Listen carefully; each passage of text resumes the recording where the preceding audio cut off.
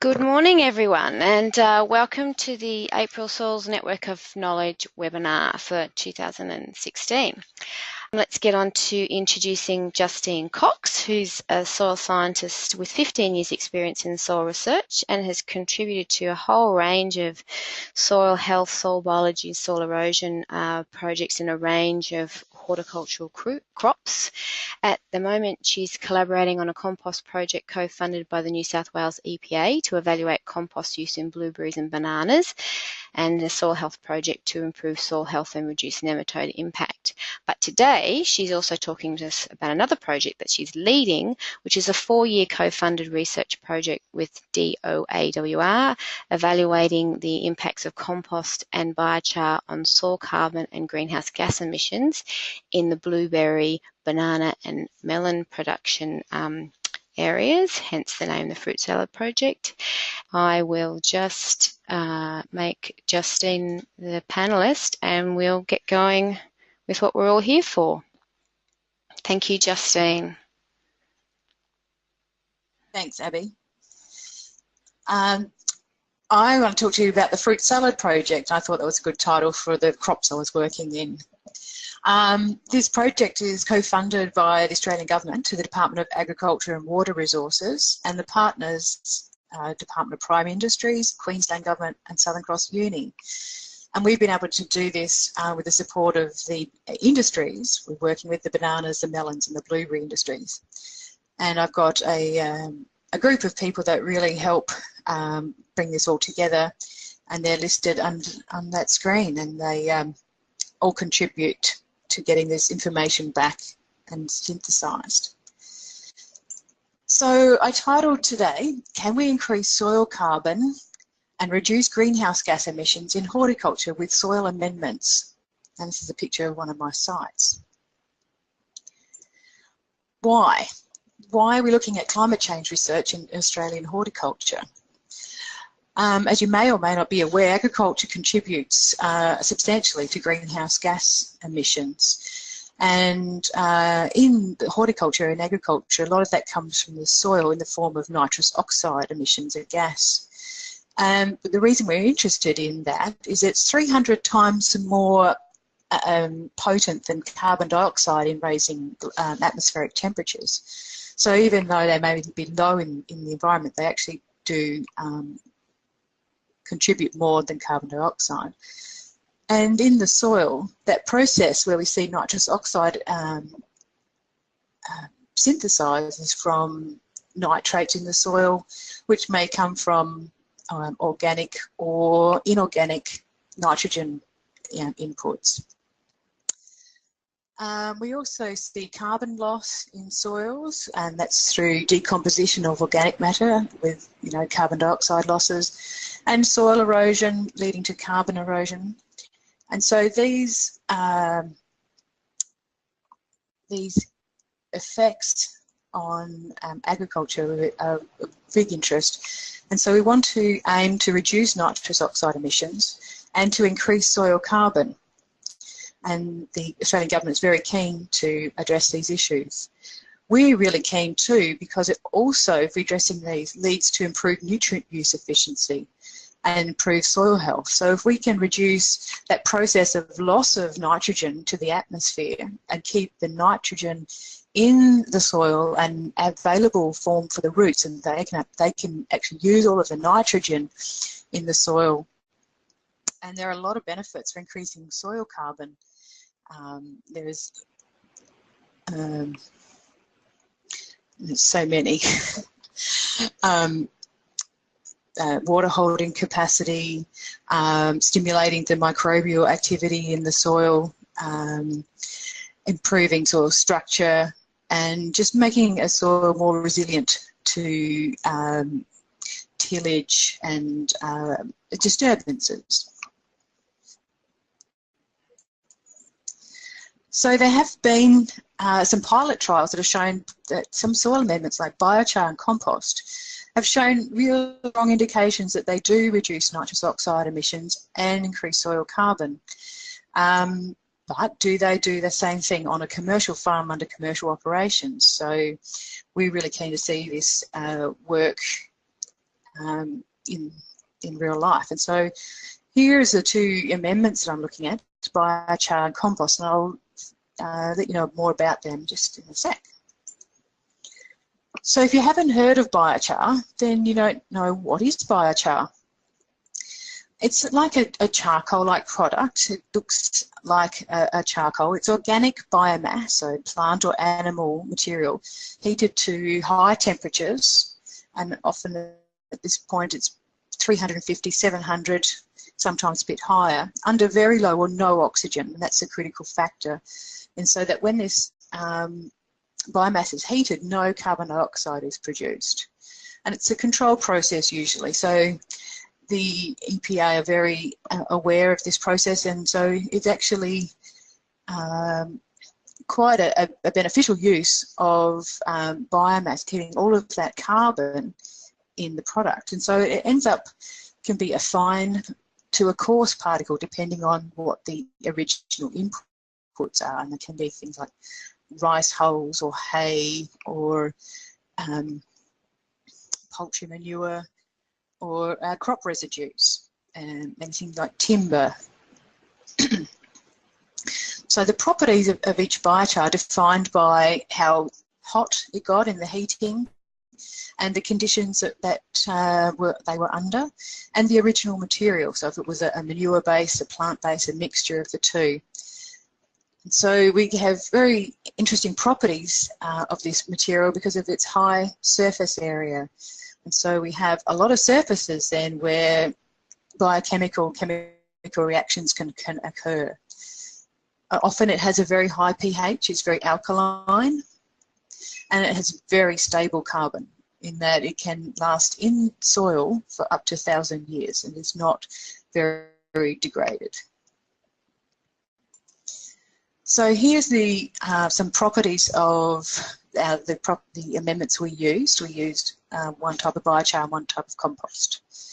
The biochar is a poultry manure-based compost, and the temperature we've got up to 430 degrees. So that describes some of the conditions that we're expecting. So it's 52%, so half of it is plain carbon of the original material, 4% nitrogen, and a CN ratio of 13. And you can see the pH is very high at 9, so it's very alkaline, and a cation exchange capacity of 87, so lots of surfaces, lots of chemistry can occur in those surfaces. With the compost, it was a crop residue and poultry manure mix, and in the composting process would have got to about 65 degrees to kill all those weed seeds, and then had a maturing phase where it got down to air temperature.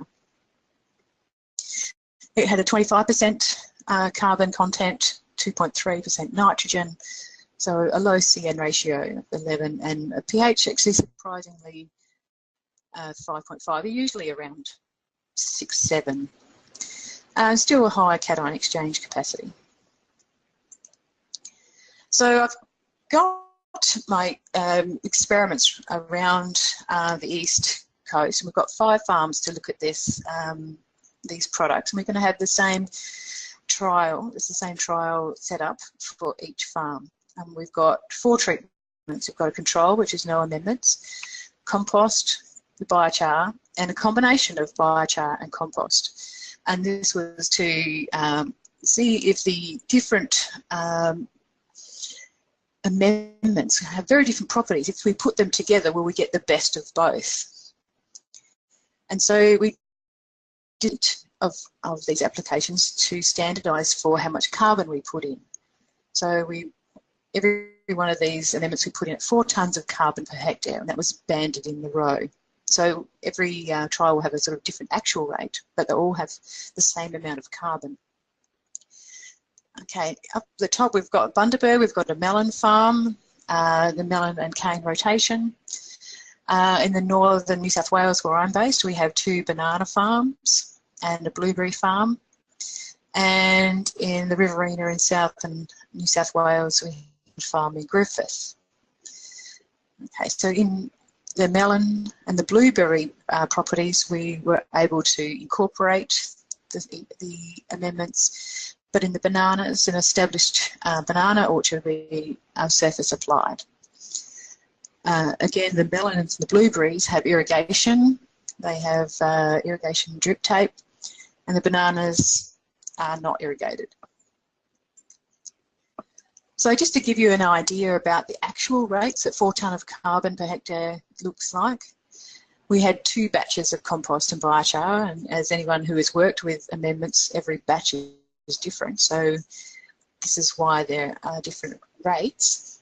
And so we've got sort of from about 7.5 to 10 tonne for biochar and 15 to 30 for compost.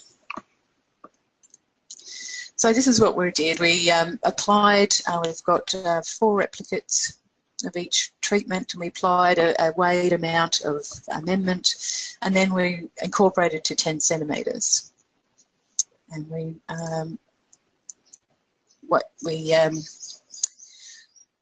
then watched the plants grow, and we've been soil sampling and plant monitoring. So in melons we have plastic weed mat, and in the blueberries we don't have any surface mulch. Here's us applying the treatments in the bananas. We've moved the trash so that we can get a lot of good soil contact and put the trash back. And here is establishing the trial in the blueberry mounds. So for people who haven't seen how you sample for greenhouse gases, this is a close-up of a PVC manual chamber that has a removable lid.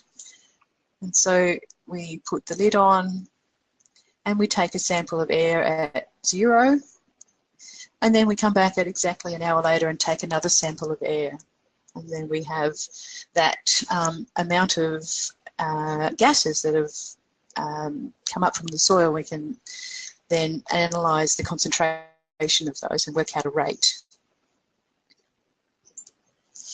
And so we have replicates in the field, and so we've got 3 chambers in per plot, and we go around each one and take samples. So besides carbon and nitrous oxide, there are a lot of other information that we're collecting to help us explain what we're finding, but also to help the farmer find out what is happening in the amendment. So we're looking at a lot of chemistry in the soil structure, a bit of soil biology, and several greenhouse gases. And also we're looking at crop yield and quality and leaf nutrients.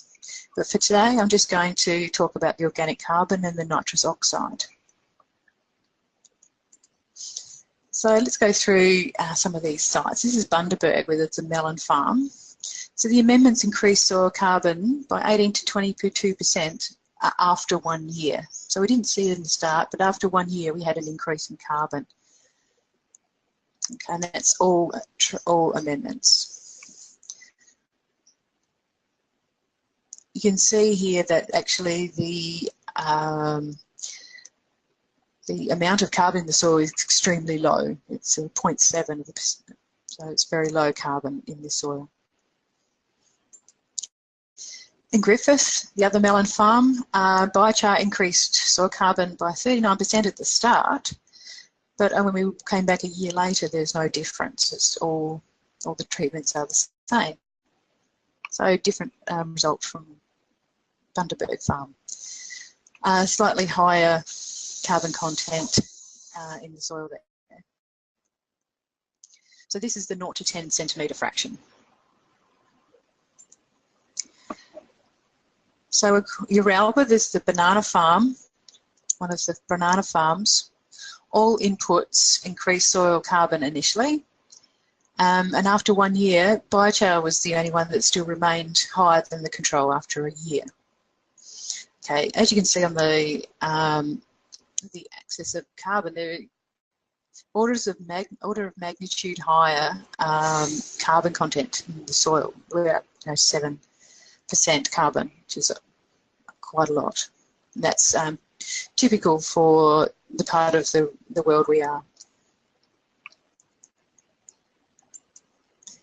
Okay, I've just got the data from the other banana farm, which hasn't been analysed yet.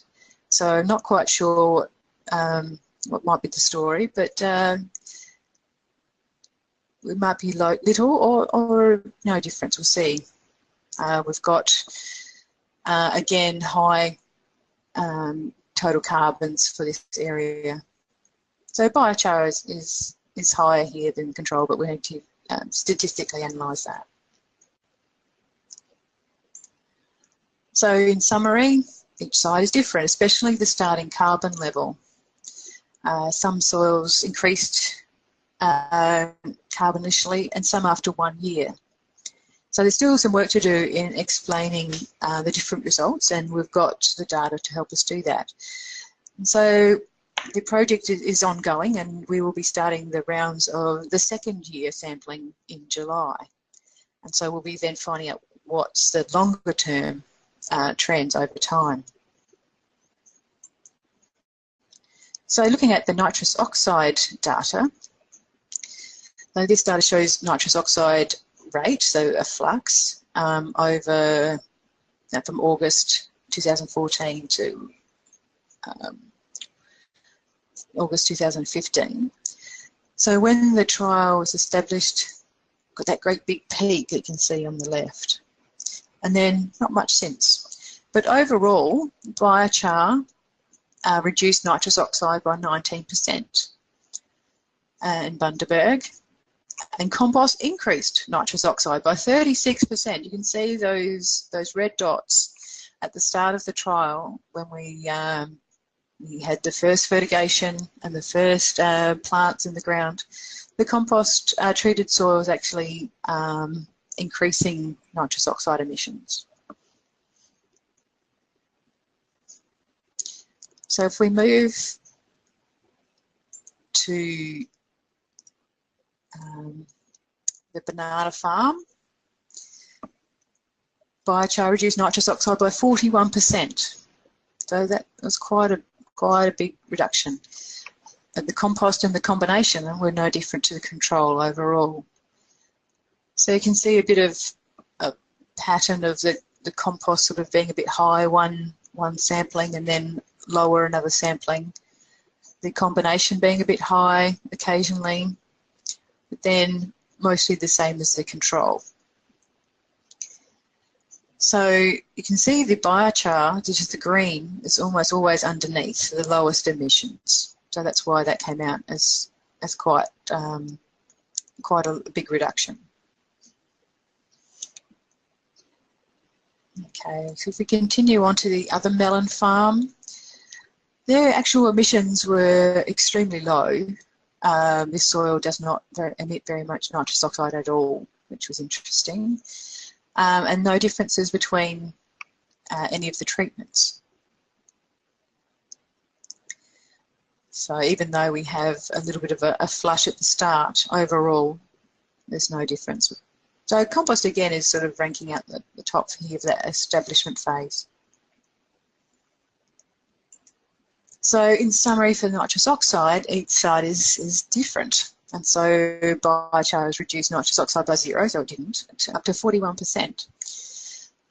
Compost increased nitrous oxide emissions sometimes. We often see the peak at establishment, so when the amendments are applied to the soil, and then we start getting that moisture in the soil. So either rainfall or irrigation, and then fertilisers on top of that.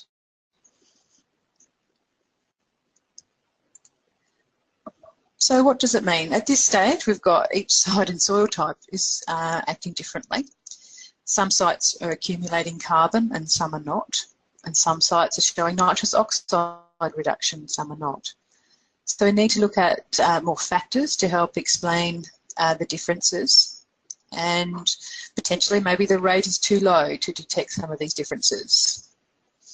The estimated rate was considered to be, an appropriate commercial rate, so maybe need to look at that. So we'll be continuing to monitor, and we'll find you some more results if we watch this space. And all of this wouldn't happen without a whole lot of people helping. And so the farmers that I work with are fantastic in allowing me to run around their trials and take soil samples and take fruit samples and nitrous oxide samples. So, and all of the technical assistance has been very much appreciated. Thanks very much. Thank you very much, Justine. That's fantastic. And it's just a good example, again, of research raising as many questions as it answers it gives. So that's good. So I'm sure we'll all look forward to the developments in the project and see what comes out of it at the end. So if people are interested in, making a comment or asking a question of Justine, now is the time that we get to do it, which is great. So I've got one written question or comment here from Mark Arundel, and he wanted to know the cost of application per hectare. Justine, would you like to comment on that? The actual application or the price of the amendments? Because the amendments are, the compost was $100 a tonne. Mm-hmm. And the biochar was $1,000 a tonne, which makes it still in the sort of research arena until that becomes a lot cheaper. We put out the trials by hand, so I can't really sort of give an estimation of actual application method by like a side delivery belt or that kind of thing. Okay, thanks. Harry Kibler says, are there any suggestions why compost initially increased the nitrous oxide levels? Good question. Yeah, good question. What we're thinking is that, especially at establishment, we've got a soil that has got a lot of, so the amendments in the compost, you've got a lot of labile carbon. So carbon can easily be broken down by microbes, and you've got microbes in the compost as well. And so when you put that in the soil and then you start fertigating, so you start adding water and nutrients, you've got like the perfect conditions for nitrous oxide emissions. And so that's what we're thinking is happening there. Great, thanks, Justine. Mickey Wong has asked if you've compared the biochar treatment to any fertiliser treatment in terms of the nitrous oxide emission potentials. No, we haven't compared it directly to fertiliser. It's sort of added on to the fertiliser that the grower puts out. Yep. Okay, so the ordinary fertiliser application is already there, and then the amendment goes in on top of that. On top. Yeah. That's correct. Great. All right. Thank you. And Rebecca said, have you had any interesting findings from other aspects, say yield or quality of the produce? Have you got information on that at this stage, Justine? We've got a bit of information from the melons, and we haven't found any yield differences in the melon yield. We haven't checked the zucchinis yet because we had a melon farm go to zucchinis. We're still looking at the banana bunch weights coming in. What we're seeing from memory is the compost treatments actually might be having a bit of effect on increasing bunch weight. And the blueberries are a new blueberry, so we haven't got any yield yet, and they will start flowering soon. So nothing dramatic yet. So Koshi Verghese has said, can someone please repeat the negative impact of nitrous oxide as compared to carbon dioxide?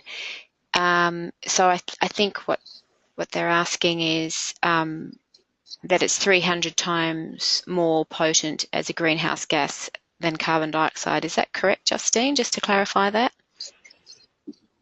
Yeah, that's 296 times more potent, so it has 296 times the effect of a carbon dioxide molecule. Yeah. At increasing temperature. Yeah. And there's actually lots of information on the web, on the DPI website about the contributions of those sorts of things to greenhouse gas. And also CSIRO has a lot of good information on that. So I just thank Justine once again for presenting this morning, particularly because of how busy she's been. So thank you again, Justine, and thank you for all of you for attending, and hopefully we'll see you next month for the next webinar.